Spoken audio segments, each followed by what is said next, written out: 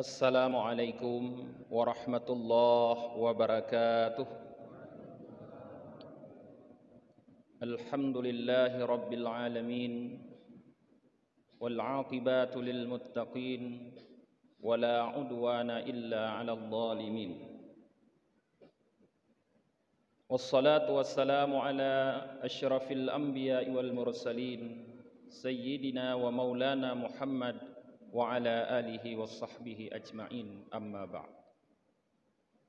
Puji dan syukur selalu kita limpahkan kehadirat Allah Subhanahu wa ta'ala, diiringi dengan salah dan salam kepada kekasihnya baginda Muhammad sallallahu alaihi wasallam, pada keluarga dan para sahabat beliau sekalian. Bapak-bapak, ibu-ibu, orang tua kami, seluruh jamaah salat Isya yang dirahmati oleh Allah yang kami muliakan. InsyaAllah pada kesempatan yang singkat ini, sekitar 15 menit lebih kurang, kami akan menyampaikan tausiah kepada kita yang berjudul 3 Pintu Kebaikan. Para jamaah yang dirahmati oleh Allah Subhanahu wa ta'ala, kita tahu bahwa bulan Ramadan adalah bulan yang penuh dengan keberkahan. Di dalamnya terdapat berbagai macam keutamaan-keutamaan, kelebihan, kebaikan-kebaikan. Sehingga Rasulullah sallallahu alaihi wasallam menyampaikan, "Lau ta'lamu ummati ma fi Ramadan, la tamannau an takuna sanah kulluha Ramadan." Seandainya umatku tahu apa yang ada di dalam bulan Ramadan, sungguh mereka akan mencita-citakan agar sepanjang tahun itu seluruhnya diisi oleh Ramadan, kata Rasulullah. Artinya di dalam bulan Ramadan ini para jamaah, banyak sekali kebaikan-kebaikan yang diberikan oleh Allah Subhanahu wa ta'ala terhadap umat Muhammad.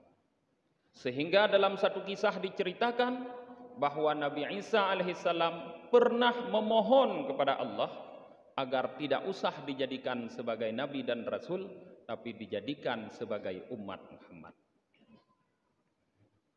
Para jamaah yang dirahmati oleh Allah, dalam sebuah hadis Rasulullah sallallahu alaihi wasallam menyampaikan, hadis ini diriwayat oleh Mu'adz bin Jabal, "Ala adullukum ala abwabil khair." Maukah kalian, kata Rasulullah, aku tunjukkan kepada kalian pintu-pintu kebaikan? Mu'adz menjawab, "Na'am ya Rasulullah." Mau wahai Rasulullah. Rasulullah menyebutkan, "As-saumu junnah, was-sadaqatu burhan, wa qiyamul 'abdi fi jawfil laili yatfi'u kulla khati'atin." Puasa adalah pelindung dan sedekah adalah bukti. Sedangkan bangunnya seorang hamba di pertengahan malam dapat melenyapkan semua kesalahannya, kata Rasulullah. Di dalam hadis ini para jamaah, Rasulullah menjelaskan ada 3 pintu kebaikan. Seseorang kalau ingin masuk ke dalam sebuah kebaikan harus lewat pintu ini. Tidak mungkin orang melewati pintu itu untuk menjadi orang baik. Tidak mungkin orang tidak melewati pintu itu untuk menjadi orang baik. Pintu yang pertama, kata Rasulullah, saum, puasa. Kata Rasulullah, as-saumu junnah, puasa adalah pelindung atau perisai. Makna junnah menurut para ulama adalah al-wikayah, yang dapat membentengi diri kita daripada maksiat kepada Allah Subhanahu wa ta'ala. Maka orang-orang yang benar melaksanakan ibadah puasa akan dapat melindungi dirinya daripada berbagai maksiat kepada Allah, karena dengan puasa dia menundukkan syahwatnya yang menggerakkan dia bermaksiat kepada Allah Subhanahu wa ta'ala. Di dalam hadis yang lain Rasulullah sallallahu alaihi wasallam menyampaikan para jemaah, "Innamas saumu junnah, fa idza kana ahadukum shaiman fala yarfasu wala yafsuqu wala yajhalu wa in imru'un qatalahu aw syatamahu falyaqul inni shaimun marratain. Puasa hanya saja adalah sebagai pelindung, kata Rasulullah. Jika salah seorang kalian berpuasa, maka jangan melakukan yarfatsu, mengeluarkan kata-kata keji, wala yafsuku, jangan melakukan perbuatan-perbuatan yang melanggar syariat Allah, yaitu bermaksiat kepada Allah, wala yajhalu, jangan melakukan perbuatan-perbuatan bodoh. Bahkan sampai-sampai apabila ada seseorang ingin memukul kamu atau ingin mencaci kamu, hendaknya kamu menyadari dengan mengatakan inni shaimun 2 kali. Aku sedang berpuasa, aku orang berpuasa. Hadis Rasulullah ini para jamaah menggambarkan kepada kita bagaimana makna perlindungan yang diberikan oleh puasa kepada kita. Dengan mengingat bahwa diri kita sedang melakukan puasa, maka kita tidak akan membalas kejahatan orang. Sampai apabila ada orang yang ingin memukul kita, kita tidak akan membalas. Ada orang yang akan mencaci kita, kita tidak akan membalas. Kita tidak akan mengeluarkan kata-kata keji, kita tidak akan melakukan perbuatan yang melanggar syariat, bahkan tidak akan melakukan perbuatan bodoh apabila sedang berpuasa. Inilah yang dimaksud junnah, pelindung yang dilakukan oleh puasa kepada orang yang melakukan ibadah puasa tersebut. Dalam hadis yang lain Rasulullah sallallahu alaihi wasallam menyampaikan, as-saumu junnah ma lam yakhruqha. Puasa adalah pelindung selama orang yang berpuasa tidak melobangi pelindung tersebut. Puasa dapat melindungi kita selama pelindung tersebut tidak kita bocorkan, tidak kita lobangi. Bagaimana kita melobangi? Para ulama mengatakan ayyakhruqha bil ghaibah. Melobangi benteng perisai tersebut adalah dengan ghaibah, menggunjing. Orang-orang yang melakukan ibadah puasa dan tidak menggunjing di dalam berpuasa, maka puasanya akan melindungi dia dari bulan Ramadan tahun ini sampai Ramadan tahun depan. Seperti itu dikatakan oleh Syekh Nawawi Al-Bantani di dalam kitab Muraqi Ubudiyah. Yang kedua para jamaah, pintu kebaikan yang kedua kata Rasulullah adalah sedekah. As-sadaqatu burhan, kata Rasulullah. Sedekah adalah bukti. Hadis ini dikomentari oleh Imam Nawawi di dalam kitabnya Syarah Muslim.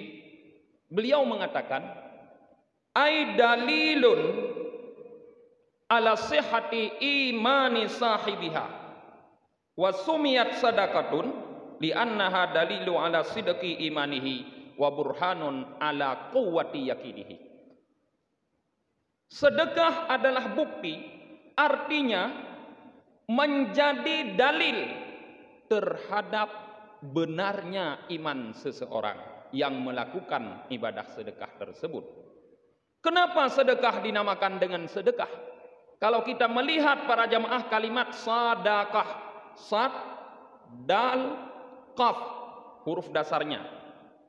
Tamar budah bukan huruf dasar. Ini adalah satu akar kata dengan kata siddiq. Apa itu siddiq? Benar, jujur. Siddiq juga sad, dal, qaf. Sehingga pada dasarnya sedekah itu adalah bukti kejujuran. Kejujuran apa? Kejujuran imannya seseorang. Orang-orang yang imannya kuat, yang imannya benar, jujur, tidak akan ragu-ragu mengeluarkan isi dompetnya untuk bersedekah. Tidak akan ragu-ragu mengeluarkan hartanya untuk bersedekah. Tapi orang-orang yang imannya nifaq, dipenuhi dengan kebohongan, maka akan berpikir 10-20 kali untuk mengeluarkan walaupun hanya beberapa ribu daripada isi dompetnya untuk bersedekah para jemaah.